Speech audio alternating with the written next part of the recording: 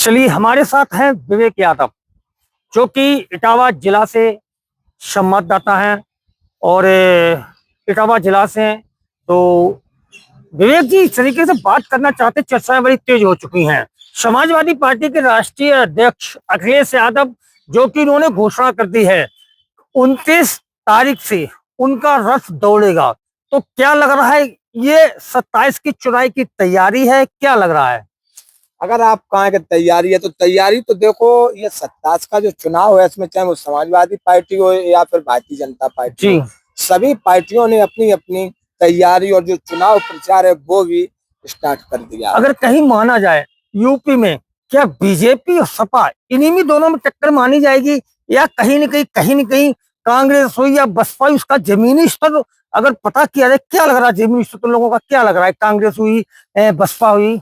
अभी हम क्या कहें वो आप भी जानते हैं, चाहे वो कांग्रेस हो या फिर बसपा हो, इन लोगों का यूपी में वजूद अब नहीं है। दूसरी बात ये है, अगर मैं टक्कर की बात करें तो टक्कर भाजपा और सपा में है। जी, अगर कहीं न कहीं बात करना चाहते हैं, जिस तरीके से अखिलेश यादव ने बिहार के लिए संदेश दिया था, जब बिहार में चुनाव चल रहा था कि तुम बिहार से हराओ, मैं यूपी से हरा दूंगा, तो इसका पल्ला बीजेपी का भारी पड़ गया। कहीं न कहीं सपा वहां पर खिसकती नजर आई, तो बीजेपी ने अब वो पल्ला पकड़ लिया कि उन्होंने पहले कहा था, अब वो कह रहे हैं कि मैंने बिहार में भी हरा दिया, अब यूपी में भी हरा देंगे। तो इस बयान को किस नजरिए से आप देखते हैं? देखिए, बिहार और जी, यूपी में जी, काफी अंतर है। जी, जी, चाहे हम अगर आपसे बात करें तो बिहार और यूपी में काफी अंतर है। जी, चाहे वो जनता हो या चुनाव प्रचार हो या फिर मैं पार्टियों की बात करें तो वहां और यूपी में अंतर है। अगर आज की बात करें, हम आज की दौर की बात करें तो भारतीय जनता पार्टी और समाजवादी पार्टी में कांटे की टक्कर है, लेकिन जी। आज के दौर में समाजवादी पार्टी थोड़ी आगे निकलती हुई दिखाई दे रही तो इसका मुझे एक चीज और बता रहा है विवेक जी, आप भी जमीनी स्तर पर जाते हैं, काफी लोगों से चर्चा होती, काफी जिलाओं में जाते हैं, हम भी जाते हैं। तो कहीं न कहीं एक लोगों के अंदर दिल में एक जागरूकता आई है कि शिवपाल यादव समाजवादी पार्टी में सक्रिय हो चुके हैं। तो क्या लग रहा है कि अखिलेश से ज्यादा अब भी जमीनी स्तर में शिवपाल यादव की पकड़ है, जिसको रीढ़ की हड्डी कहा जाता है? तो अब तो दोनों इकट्ठे हो गए, इकट्ठे होने के बाद क्या दोनों लोग बीजेपी पर भारी पड़ जाएंगे, क्या ऐसा है?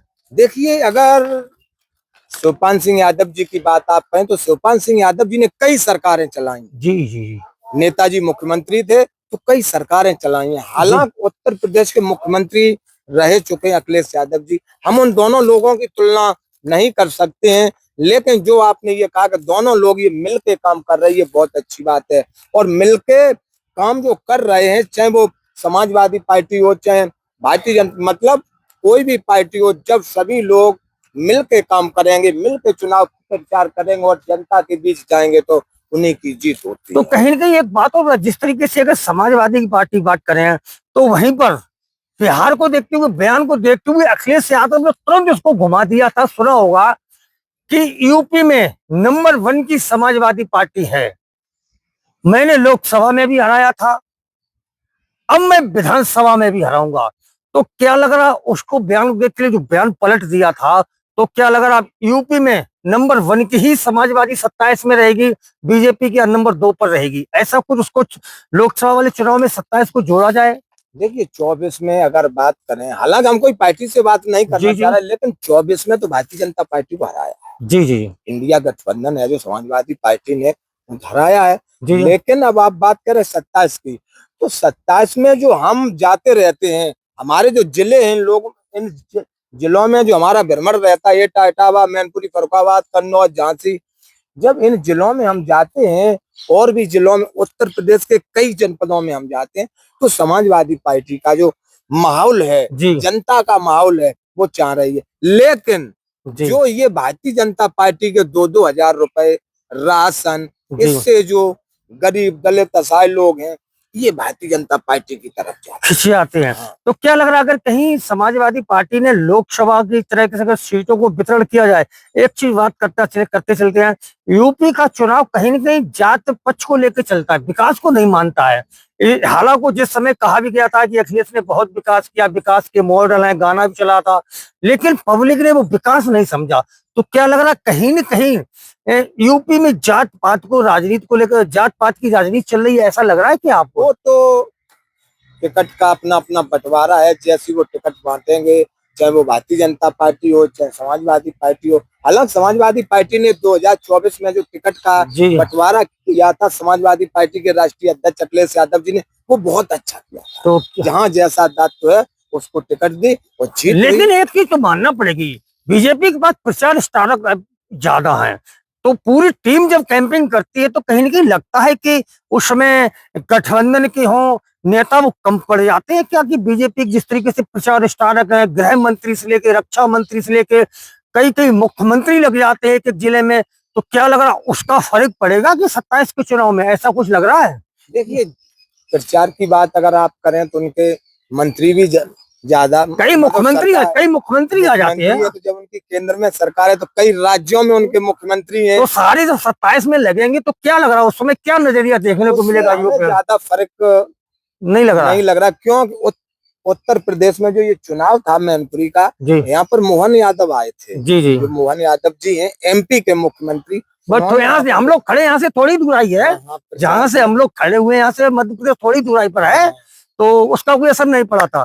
तो चलिए हम लोगों ने आज 27 को लेकर के यहाँ पर चर्चा है, यहाँ पर इटावा जिला में खड़े हुए हैं और हम लोग विकास यादव हैं, विवेक यादव हैं जो इटावा देखते हैं, और हम लोगों की कहीं न कहीं चुनाव की चर्चा होती रहेगी। अब दरादर हम लोगों के 27 के चुनाव के लिए हर प्रत्याशी के पास ध्रुव यादव जी हैं, मैनपुरी से हैं, तो हम लोग परिचय देते हैं, ये वरिष्ठ पत्रकार हैं।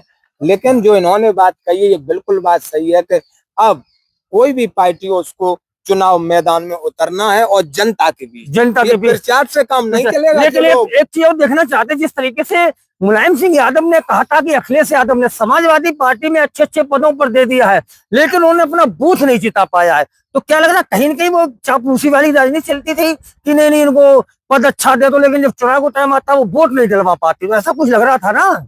वो हम आपकी बात अभी समझ नहीं पाए, आप क्या कहना चाह रहे थे? जिस तरीके से मुलायम सिंह जी ने एक बार अखिलेश जी को डांटा था कि इन्होंने ऐसे ऐसे चापलूसों को पद तो अच्छा दे दिया पार्टी लेकिन वो अपना बूथ भी नहीं जिता पाते, उनका वो एक मिनट में आपको बता दें, नेता है जो जी नेता की अगर मैं बात करें जो इधर उधर घूमते हैं और जो नेताओं के बगल में बैठते हैं, इनकी हैसियत नहीं है कि 4 वोट ये डलवा लें। बिल्कुल सत्ता यही कहना चाहते थे, बिल्कुल नहीं। अगर जनता के बीच आप नहीं जाओगे तो आप नहीं जीतोगे, चाहे भाजपा हो या सपा हो या बसपा हो या कोई भी हो, जनता के बीच जाना पड़ेगा, जनता से आपको बैठ के संवाद करना पड़ेगा, लेकिन वो नीचे वाला जनता के दुख सुख में आपको रहना पड़ेगा। जो ये कह देते हैं कि सॉलिड, हमने देखते रहते चाहे भाजपा के हो या कहीं के, जो छोटा कार्यकर्ता हो वो वोट डलवाता है, वो वोट डलवाता, लेकिन वो मलाई ऊपर वाला है, वो जिसको बोलते क्या चापलूस बोलते क्या बोलते वो खा जाते, किस नीचे वाला जाता। तो चलिए हम लोगों की आज की राजनीति के लिए इतना ही रहा, अगली मुलाकात फिर कहीं न कहीं हम लोगों की साथ। बहुत बहुत आपका धन्यवाद। चलिए।